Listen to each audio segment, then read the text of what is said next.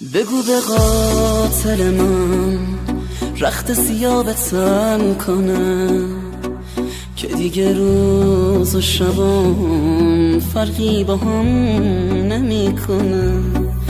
تو که واسه مرگ من اینجوری حق حق میکنی تا 40 روز دیگه یادی ازم نمی کنی. گرکن ازت میخوام پیکرم و خاک نکنی، عشق روی گونم و قسم میدم پاک نکنی.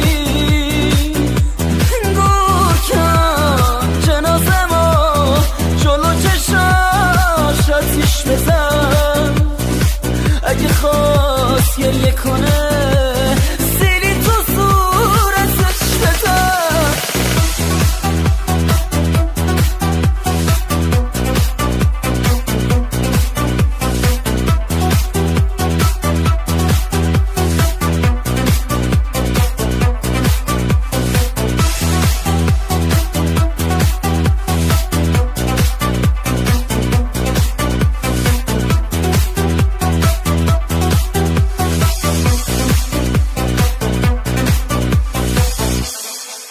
بره گم شه که دیگه نداره مثالشو، بسوزون با پیکرت تموم خاطراتشو. گرکن بهش بگو عکسشو تو چشام دیدی، بگو وقتی جون دادم اسمشو از من شنیدی. دیگه اینجا کسیست اسم اونو صدا کنه، پای خاطراتون زندگی شد تباه کنه. ساده جون ندادم و نظر که ساده خاک بشم، بسوزون که بعد از این عبرت عاشقا بشم.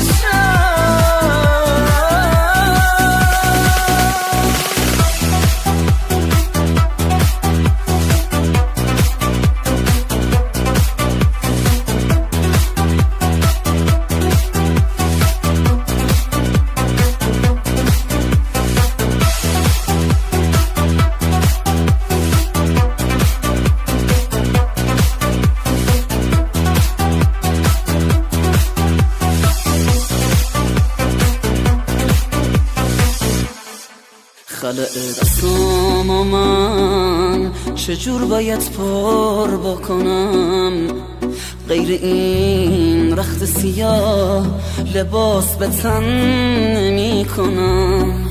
قامت چشمای من نیازی به قوس نداره، پیکرم دریا شده عمری عشقام میباره.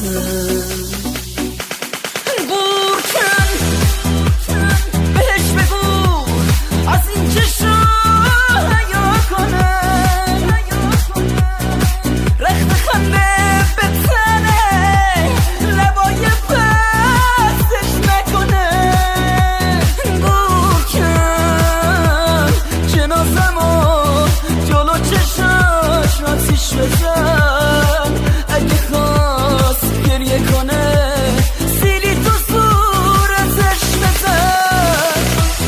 وکال بای مجید علی پور، ارنج